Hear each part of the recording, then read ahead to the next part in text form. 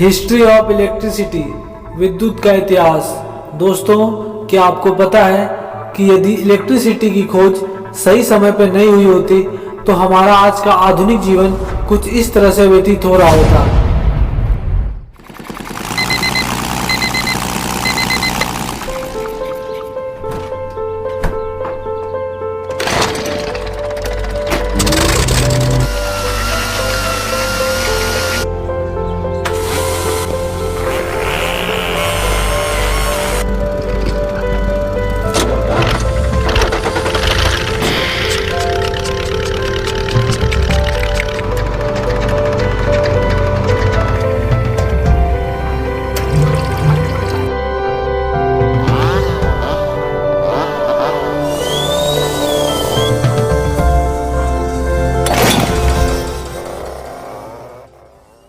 एक समय था जब इंसान इलेक्ट्रिसिटी के बारे में कुछ नहीं जानता था, लेकिन इंसान को कुछ मछलियों से बिजली का झटका लगता था।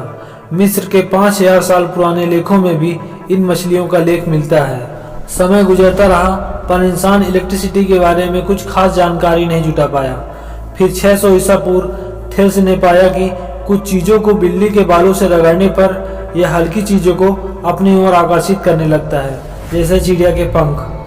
थेल्स का मानना था कि घर्षण के कारण इनमें चुंबकीय गुण उत्पन्न हो जाते हैं जो चीज़ों को अपनी ओर आकर्षिक करने लगते हैं, लेकिन थेल्स गलत थे। इलेक्ट्रिसिटी एक रहस्यमय चीज ही बनी रही जब तक कि सन 1600 में विलियम गिलबर्ट ने स्टैटिक इलेक्ट्रिसिटी के बारे में नहीं बताया। उन्होंने कहा कि चीज़ों को रगड़ने से उनमें एक तरह का इलेक्ट्रिक फोर्स उत्पन्न होता है जो चीज़ों को अपनी ओर खींचने के लिए जिम्मेदार है।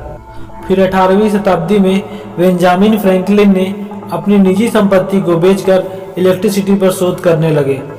जून 1712 में इन्होंने पतंग को ऐसे समय उड़ाया जब बिजली कड़क रही थी और पतंग की डोरी गीली थी।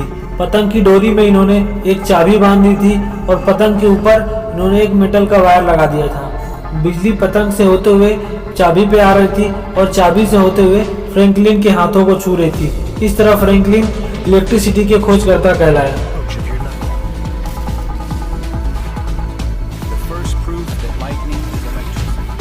फिर सन 1800 में अलेक्जेंड्रा बोल्टा ने जिंक और कॉपर की लेयर को यूज करके बैटरी बना दी थी। 1821 में माइकल फैराडे ने इलेक्ट्रिक मोटर का आविष्कार किया। फिर सन 1879 में थॉमस अल्वा एडिसन ने हजारों प्रयोगों के बाद बल्ब का आविष्कार किया और दुनिया को रोशन कर दिया। इसके बाद सन 1884 में निकोला टेस्ला एडिसन की कंपनी में इलेक्ट्रीशियन का काम करने आए।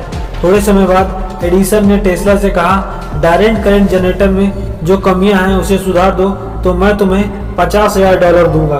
$50,000 आज के समय में लगभग 1.1 मिलियन के बराबर होते हैं। टेस्ला ने दिन रात एक करके यह काम पूरा कर दिया, पर एडिसन ने उन्हें कोई डॉलर नहीं दिया। इस वजह से टेस्ला ने एडिसन की कंपनी को छोड़ दिया। और फिर सन 1888 में निकोला टेस्ला ने जॉर्ज वेस्टिंगहाउस के साथ पार्टनरशिप की। जॉर्ज वेस्टिंगहाउस अल्टरनेटिंग करंट की मदद से इलेक्ट्रिक पावर को यूनाइटेड स्टेट में फैलाकर बिजनेस करना चाहती थी। फिर निकोला टेस्ला की मदद से इनका सपना साकार हुआ।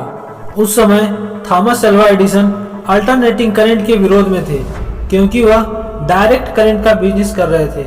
उन्होंने अल्टरनेटिंग करंट को बुरा दिखाने के लिए अमेरिका में गलत अफवाहें फैलाई और एक बार तो उन्होंने अल्टरनेटिंग करंट से हाथी को भी झटका दिया। हालांकि डीसी करंट में बहुत सारी खामियां थी। काफ़ी लोग इस करंट की वजह से मर चुके थे। काफ़ी लोगों की घरों में आग लग जाती थी। डीसी करंट केवल 2 मील तक ही ले जाया जा सकता था। उससे आगे ले जाने के लिए हर बार एक सब स्टेशन बनाना पड़ता था, जबकि टेस्ला का अल्टरनेटिंग करंट हजारों मीलों तक बिना रुके चले जाता था। बाद में एडिसन को हार माननी ही पड़ी और एसी मतलब अल्टरनेटिंग करंट की जीत हुई। आज अल्टरनेटिंग करंट की मदद से बिजली को दूर दूर तक भेजा जाता है। फिर 1905 में हमारे सबके फेवरेट अल्बर्ट आइंस्टीन ने फोटो इलेक्ट्रिक इफेक्ट पर एक पेपर लिखा।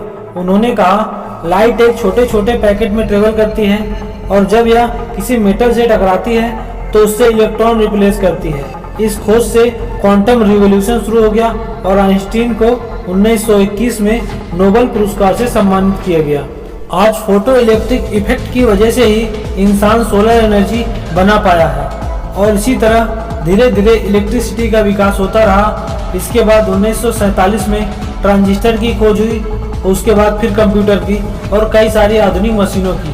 और आज आप ये जो वीडियो भी देख पा रहे हैं यह इलेक्ट्रिसिटी की मदद से ही देख पा रहे हैं, जिसे बनाने के लिए कई सारे वैज्ञानिकों ने अपनी पूरी जिंदगी खपा दी। और दोस्तों ये वीडियो आपको कैसा लगा प्लीज़ कमेंट करके ज़रूर बताइएगा और इस वीडियो को लाइक एंड शेयर करना मत भूलिएगा। और यदि आप पावर प्लांट गुरु चैनल में पहली बार विजिट कर रहे हैं तो पावर प्लांट गुरु चैनल को सब्सक्राइब कर लीजिए और वीडियो की प्रॉपर नोटिफिकेशन के लिए बेल आइकन को प्रेस कर लीजिए।